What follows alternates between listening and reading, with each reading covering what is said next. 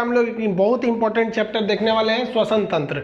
श्वसन तंत्र क्या होता है? सांस लेने और छोड़ने वाली जो क्रिया होती है, इसके बारे में तो आप समझते हैं। श्वसन तंत्र एक्चुअली इसमें तंत्र यानी सिस्टम लगा हुआ है, इसका मतलब बहुत सारे अंगों के बारे में आपको पढ़ना होगा। तो चलिए हम समझते हैं श्वसन की क्रिया क्या होती है।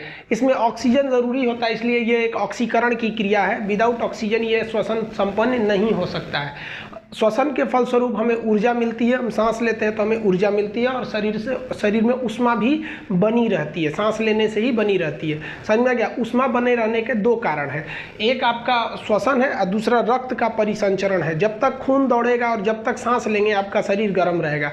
जिस दिन आप मरेंगे सांस बंद हो जाएगा, खून दौड़ना रुक जाएगा, शरीर ठंडा हो जाता है। तो ये ऊर्जा तथा ऊष्मा देता है। यह एक अपचायी क्रिया है। देखिए इसको इंग्लिश में कहते हैं कैटाबोलिक। अपचायी यानी कैटाबोलिक क्या होता है? किसी चीज को तोड़ देना कैटाबोलिक कहलाता है और किसी चीज को जोड़ देना एनाबोलिक कहलाता है। तो श्वसन क्या है? एक प्रकार का कैटाबोलिक रिएक्शन है। अब श्वसन की हम अंग समझते हैं कि वह कौन सा अंग है जो श्वसन का काम करता है। तो सबसे पहले हम लोग अपने से देखते हैं, हम लोग स्तनधारी हैं। स्तनधारी उसे कहते हैं जो अपने बच्चे को दूध पिलाते हैं। मानव स्तनधारी आता है।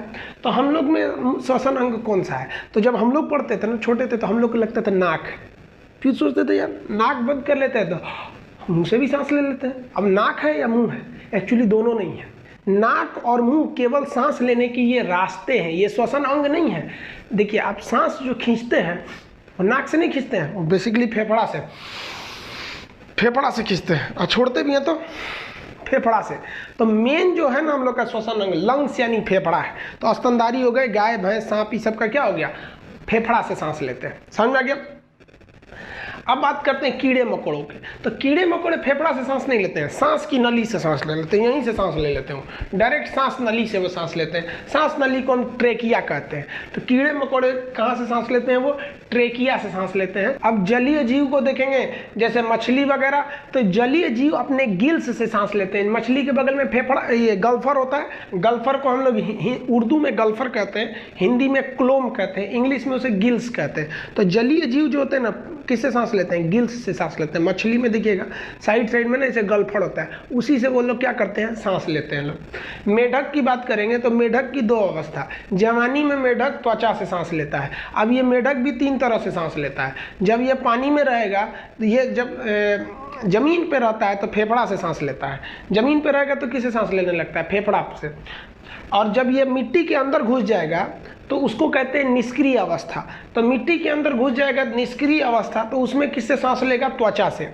और जब ये बच्चा रहता है एकदम छोटा तो ये मछली के समान होता है। मेढक देखिएगा ना, छोटा रहेगा तो मछली के जैसा रहता है। हम लोग बचपन में ना पकड़ के लाते थे, सोचते थे मछली पाल रहे हैं, ससुरा बड़ा होकर मेढक हो जाता था, तो उसे हम लोग कहते हैं टेडपोल। तो जब मेढक एकदम छोटा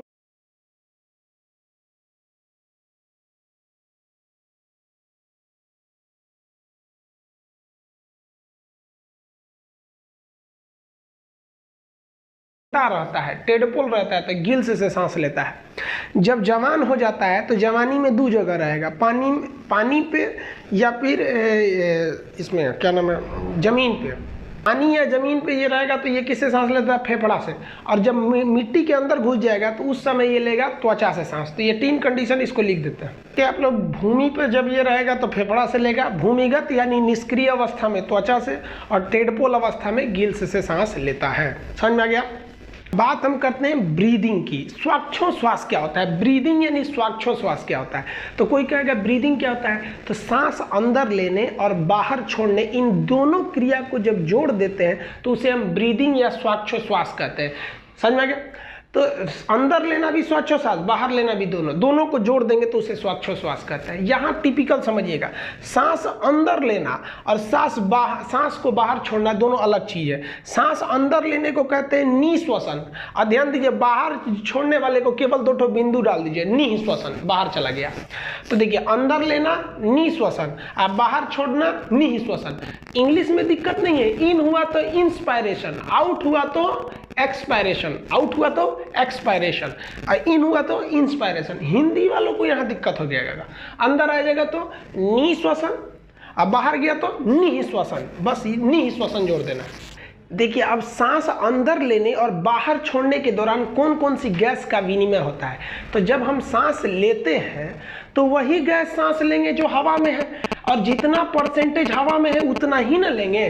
तो हवा में नाइट्रोजन 78%, तो सांस लेते हैं 78%। ऑक्सीजन हवा में 21%, तो अंदर लेते हैं 21%। CO2 यानी कार्बन डाइऑक्साइड 0.03, तो उतना ही लेते हैं। तो ये निःश्वसन यानी इंस्पायरेशन में कितना लेते हैं ये याद करने की चीज़ नहीं है, ये तो आपको पहले से पता होगा भैया हवा में जितना है उतना ही ना लेंगे।